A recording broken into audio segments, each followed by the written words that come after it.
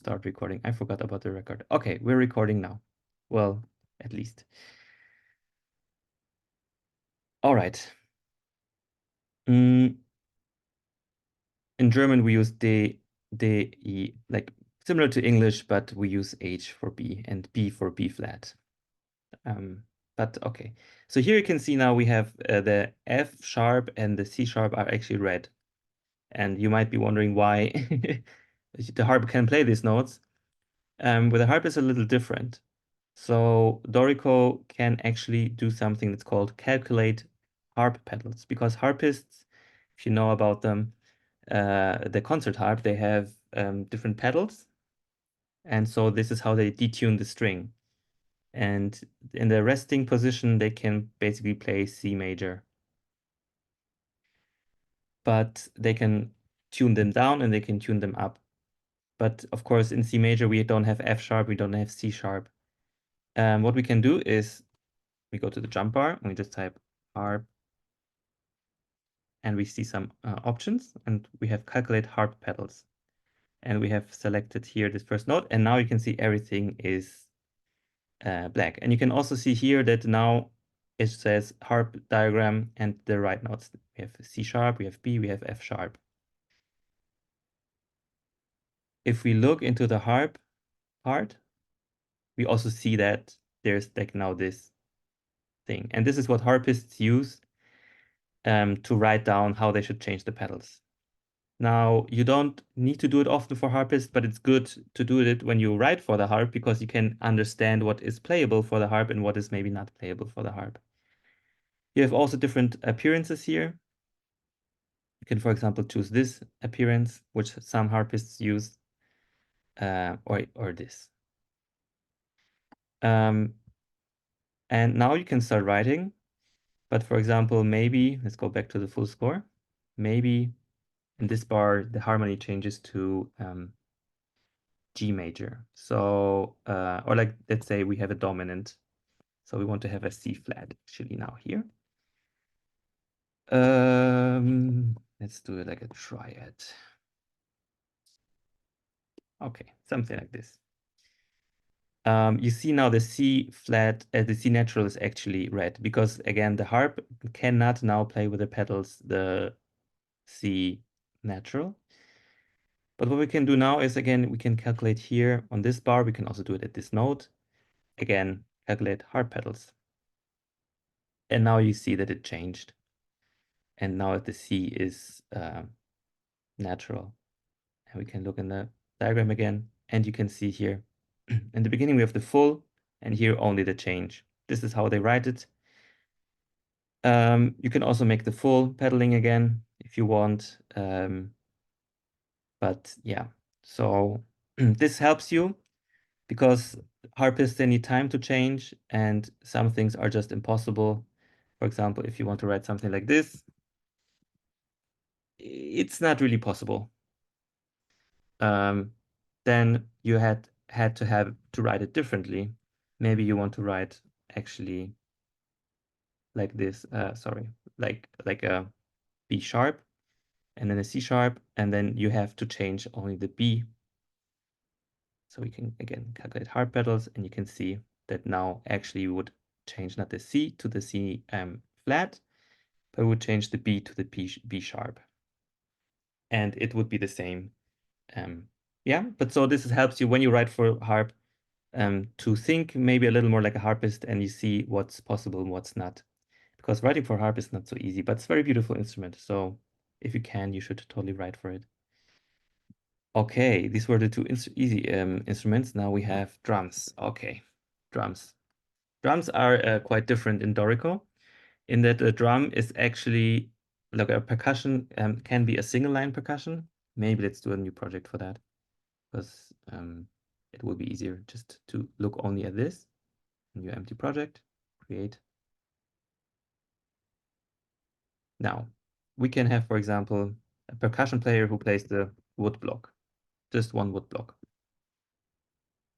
So we would see here, one instrument wood block. It would automatically be a single line. And we can just write for it We can write with any note name, A, B, it doesn't matter. You can also use Z, which is meant for this for these things. So this is how you can write for example, for woodblock. That's the easy thing. But sometimes you have, for example, several wood blocks.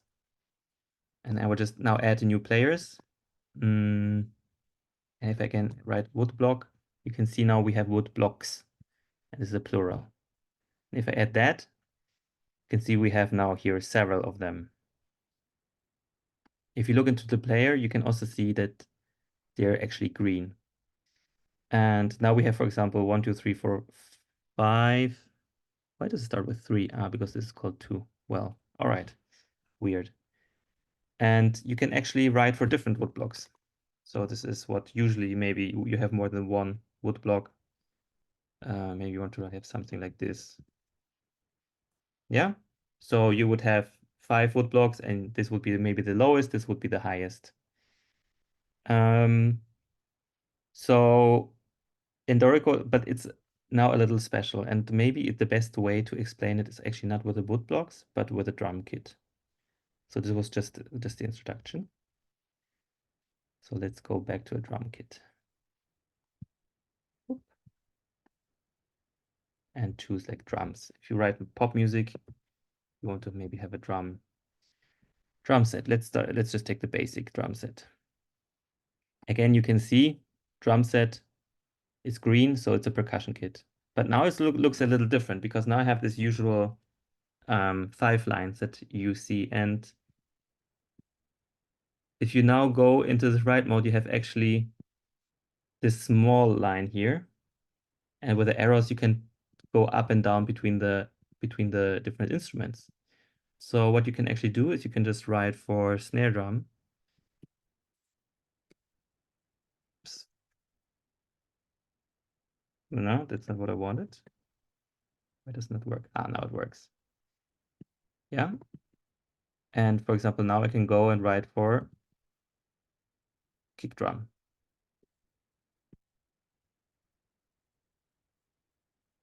With drum sets, you have all the instruments separately. So I can, for example, also go here in the properties panel, and I was showing you about these different ways to enter music. You can also use this if you don't know where which instrument is. You can be wherever, but you say, I just want to actually play the hi-hat, and I want to have 8 notes hi-hats. So I can just like press the hi-hat closed, and it writes automatically in the hi-hat in the correct position. So in Dorico, each instrument on the drum set, because the drum set is just a collection of different instruments. It's just like a kick drum is one instrument, the snare drum is one instrument, the hi-hat. You can use all of them separately, but they're just in a bundle, so to say. You have all the instruments separately. And actually, you can change also how it appears. So if you are here in the drum set, you can edit the percussion kit. And now you see this window. And basically, you can change the position of every instrument. So the kick drum, for example, we have now here. I can say, because it's all separate instruments, I can say, actually, I want the kick drum to be maybe below the line. So I can just move it down. This is like the staff, this is the B, this is the G, this is the E. If you think about the violin clef, and now below you have the drum. And if I click apply, you can see all the notes moved. So this is what I said about Dorico having this more abstract understanding, and then you can later choose how it's presented. So when you write for drums, you can like change it. Like you can say, okay, the kick drum is now here because my player likes it. Or it's there. Actually, sometimes the hi-hat is not above, but it's actually on the highest line. Some notations have that. So you can just take the hi-hat and take it 1 down, and then it will look like this. So that's nice because it's very flexible. And so you don't think so much in where on the staff do the notes go. So I don't have to think on this line I have to write the hi-hat. No, I just write into the instrument which is called hi-hat, and then I can change how it looks like later. And you have also seen here in this edit percussion kit that there are more options. You have the grid option, and you have also single line instruments. And here you can just change the order. And what does it mean? So drum set is usually looks like this. But if I go to library, layout options, where is it? Layout options. I can actually change how it looks like. In layout options with players, I have percussion, and I can choose here, for example, to show it in the grid view. Now what happens here is that this is how it looks like. I have now all the instruments here separately, but it's still the same music. Yeah, so I can just change how it looks like. I can also choose single line instruments. And then it will look like this. Sorry, I will close it. And this is something that is happening only for the score. But for example, in the part, if I make a new tab, it still looks like this. So if I now change this first note, for example, of the kick drum, I change it to a, sorry, I need to go to write mode. I change it to a crash. Yeah. Then in my drum set part, it also changed.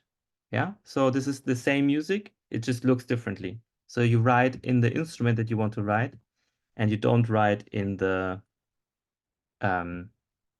position on the staff. And you can create your own drum kits. For example, a lot of 20th century music use a lot of percussion. And if I have a new player, I can, for example, add maybe a wood block. Let's choose a medium one. And I then can add to the player what else? Maybe a snare drum and maybe a conga. Let's say these. And now I can actually make a percussion kit. Wait, sorry. Sorry, create empty kit. This is what I want to do. And I can then bring all these instruments in there, or I can just write them here directly. But let's import them.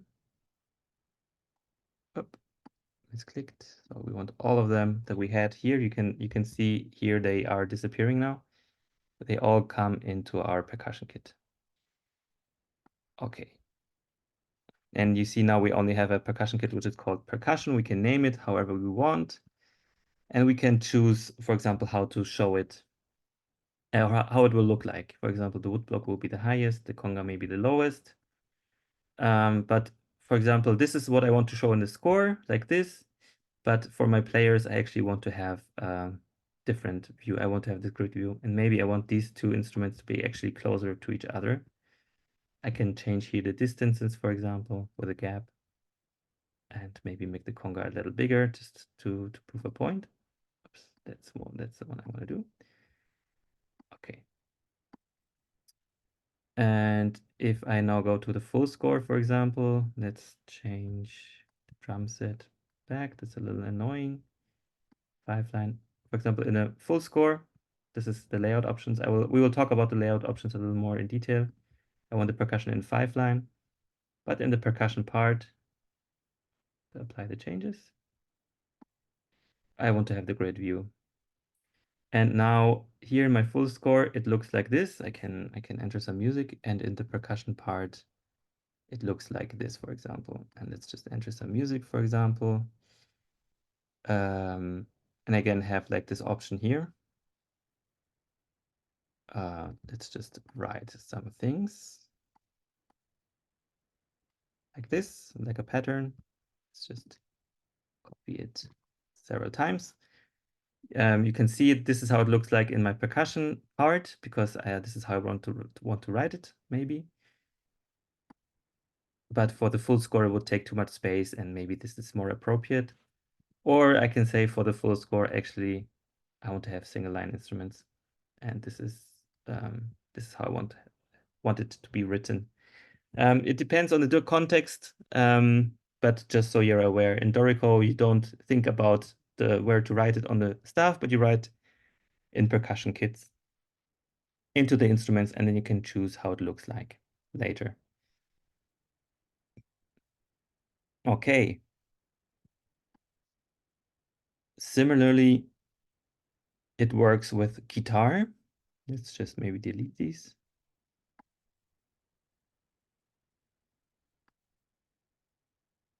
Guitar is actually quite interesting because there's a lot of guitars and also a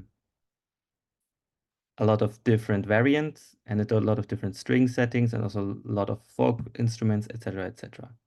Let's just maybe choose you see how many guitar options there are here. And that's not even everything.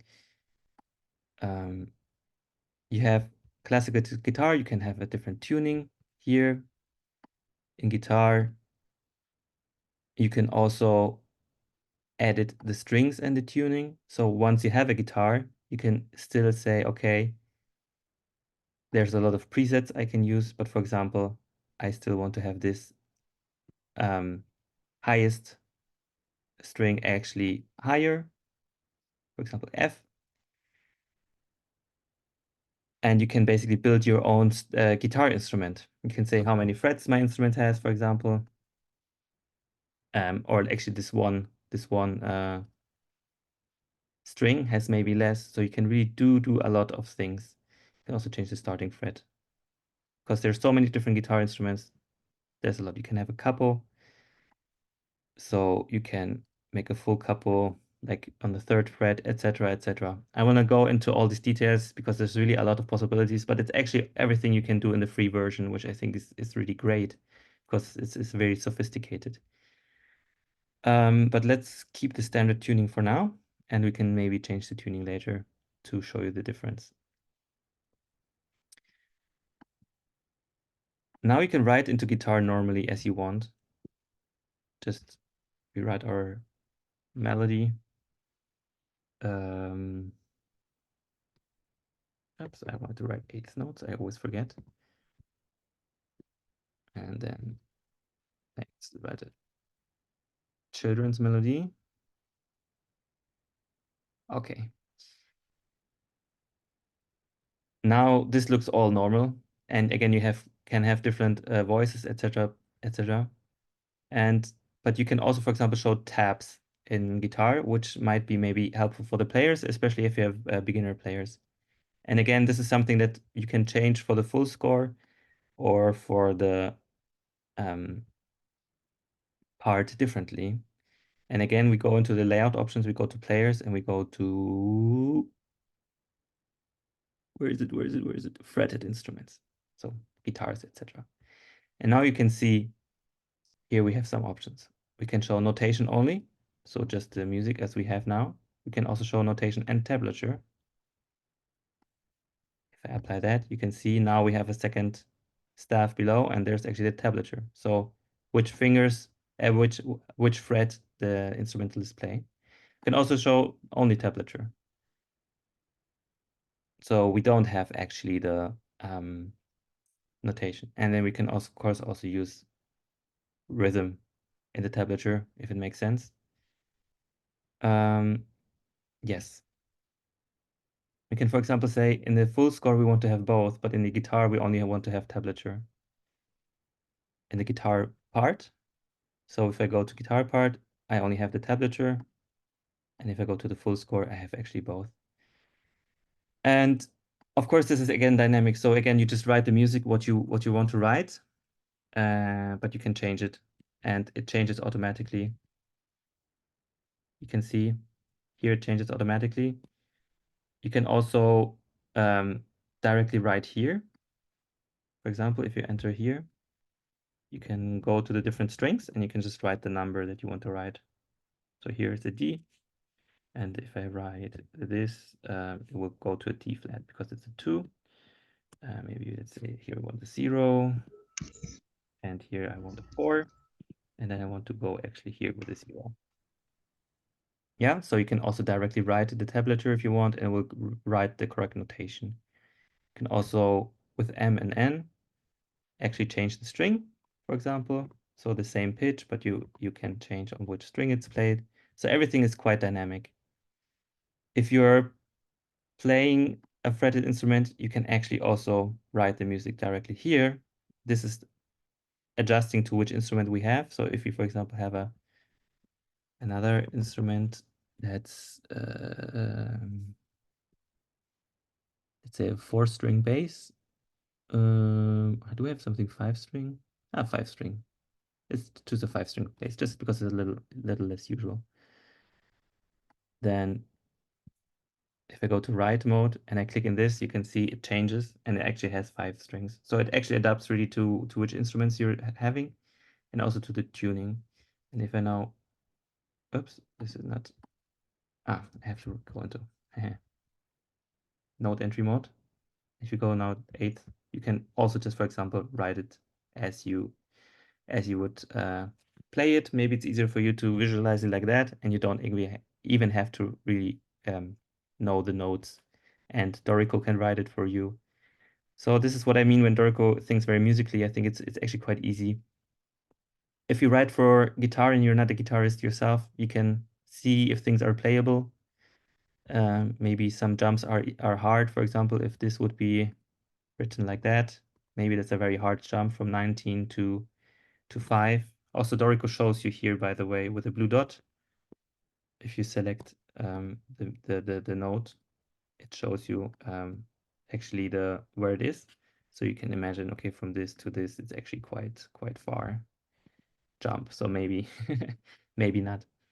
And also, lastly, I said we can change the strings, and Dorico will also adapt it. And if you can see now, we have here a 5 for the A. Now, if I click on this string here and actually change it to, let's say, G, and click OK, then the note will be the same, but it will actually adjust for the tablature. So now this is not an E string, but it's the G string.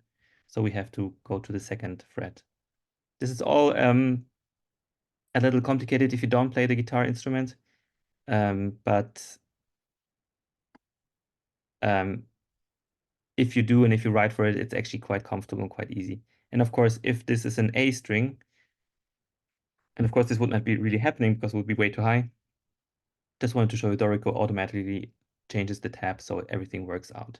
So in this way, it's very smart about how to deal with the guitar instruments, and it's very comfortable in how to show it, for example. So when you have trained classical guitarists, maybe they read the notation, but yeah, maybe some are thankful for the tab, or it's good for you to know what's playable. As I said, maybe these things are not playable, so it's always good to check. Yes. And it works literally with any tuning, so also folklore instruments would work very well with this. Okay. Then lastly, before we make another 5-minute break and continue to your homework, let's delete these players again. I just wanted to show you one or two more notation things. For example, if you write for strings, and I will just add a violin. Now, of course, this doesn't work because we don't have a guitar instrument anymore. Okay, if I, for example, want to write a note here and I want to write a harmonic for the violins, you can also do it, and you can actually do it also here with a function which is dedicated for it. And this is here in the properties panel, you have a part which is called harmonics. And if you just hit it, so you can open it. I don't know if you know the harmonic notation. I will not go into that. If you play a string instrument, you know it.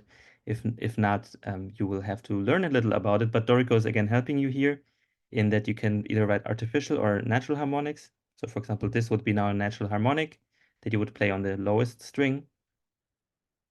But you can, for example, also write artificial harmonics. And for example, you want to change the style to something like this. So it would be like a natural harmonic, but where you write the stopped notation. So on the D string, for example, you put the finger on the G. So it would be sounding 2 octaves higher D. But you can also, for example, use the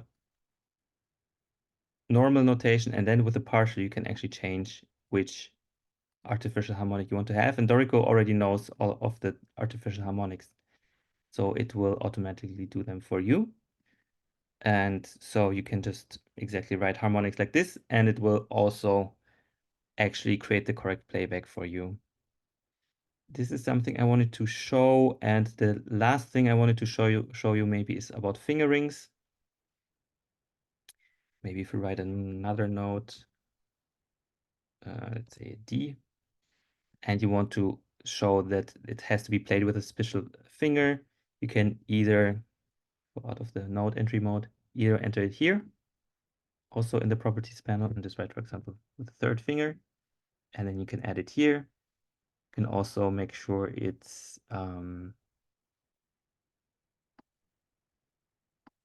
below or above. You can also put it next to the notehead, for example. Sometimes this is helpful. Yes, so these things you can do. You can also access the same. If you are not here, you can just press Shift F for fingering, and you can see the small fingerings here, and you can just write, for example, 3, and then you will have the same as if you have done it here. Okay, so these were just like some more specific things in Dorico about entering music for specific instruments. Do you have any questions regarding that right now?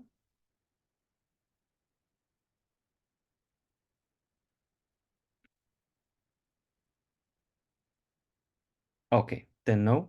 Then we will make a short 5-minute break, and then we will look into your homework, into the piano pieces. Okay, so see you in like 5 minutes.